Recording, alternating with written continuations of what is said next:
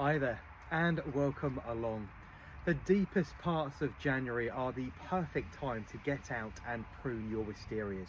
Now wisterias are pruned twice a year, every single year. And this particular tutorial I'm going to be working on what we now would class be a semi-mature plant.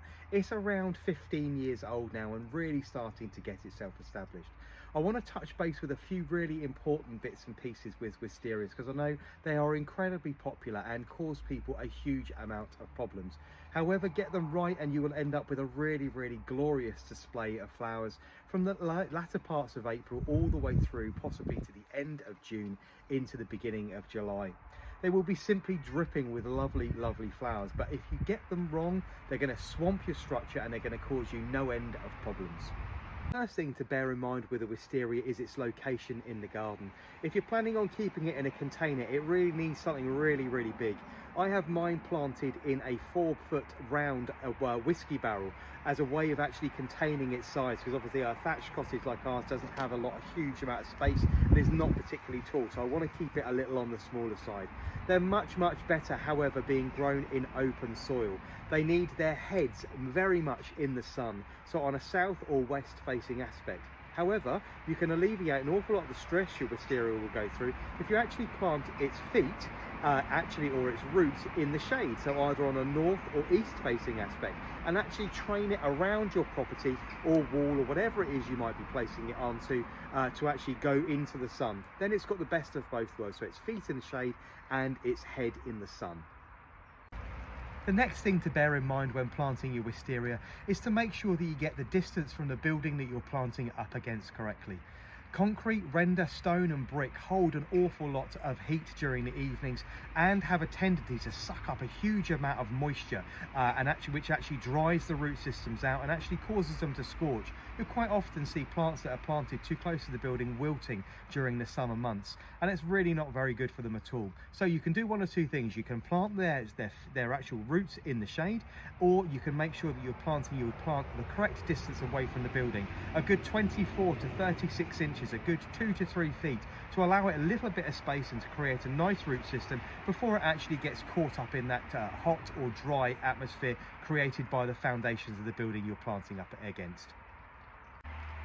The thing to bear in mind with wisterias is they grow really very quickly, but they can take between 7 and 15 years to actually produce a really decent crop of flowers.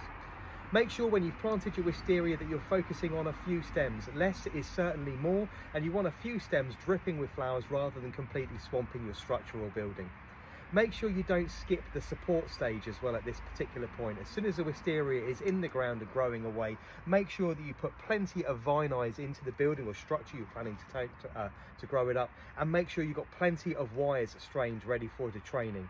I tend to space mine around 24 to 36 inches, about 2 to 3 feet apart, giving them plenty of depth. Many varieties, once they're established, will produce flowers 40 and 50 centimetres long, meaning you want them nice and spaced out, otherwise they're simply just going to choke each other up. As I mentioned in the beginning part of this video, wisterias are pruned actually twice a year. During the summer months, normally in July and August, we go round the wisterias and we remove all of the excess growth. Everything that the wisteria produces that you don't want to tie in and turn into permanent framework if you're training a young plant is removed, normally to around 5 buds from where the actual stem originated.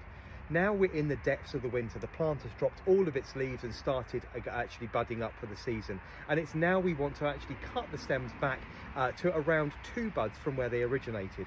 We do this to make sure that the plant only has a very basic skeleton, but it has as many buds on it as possible. Very much like a fruit tree, they're called horns, and the more horns and buds you have, the more flowers you'll get. The buds actually need to ripen and harden off over the winter to make sure they flower in early spring and summer. So as you can see here, my permanent framework is tied into the wires that are around the house. And you can see here we've got a little bit of dead wood to be removed first. So what we're going to do is just get our secateurs in and take out the dead wood. And you can see this is the growth that I pruned back and during the summer months. Here we removed it back to 5 buds from where it came, and we now have some excess growth growing just here. And all I'm going to do is, counting 2 buds back from where this stem originated, simply remove this stem completely. That can then go off for composting. You can see this particular stem here, this nice long one, is now excess growth as well. And all I'm going to do is count 2 buds back from where the growth came from, 1 bud just here and the second bud here. And using my secateurs, I'm simply going to remove that growth completely. I'm going to work my way over the entire plant, removing the excess growth and pruning it now back to 2 buds from where it originated from last year, creating a permanent framework covered in buds. You can see these ones starting to swell now. So in April, May and June, this plant is going to be absolutely dripping with flowers. Taking you through the process once again on this piece that's been trained around the house. First of all, I'm going to remove any dead wood. You can see this part in here is papery, dry and brown. It's going to be removed completely. You can see clearly from this stem here the summer pruning that took place, cutting it back to 1, 2, 3, 4, 5 buds from where the growth came. I'm now going to shorten this back to 1, 2 buds using my secateurs. I'm simply going to remove that growth completely. And the same with the stem above it, was left in August to 1, 2, 3, 4 buds. I'm simply going to count two buds back to where it came and remove the stem completely. So 1 bud there, 2, and there is my cut, removing that growth completely. That's all caught up in the thatch. But you can see the process is really very easy and should end up with your plant looking clean, tidy and covered in what we call horns, these small stems with 1, 2 or 3 buds on them, creating a permanent framework. If you have any questions whatsoever about planting, training, summer or winter pruning wisterias, don't hesitate to drop me a comment below. I'll see you all again very soon. Take good care now. Bye bye.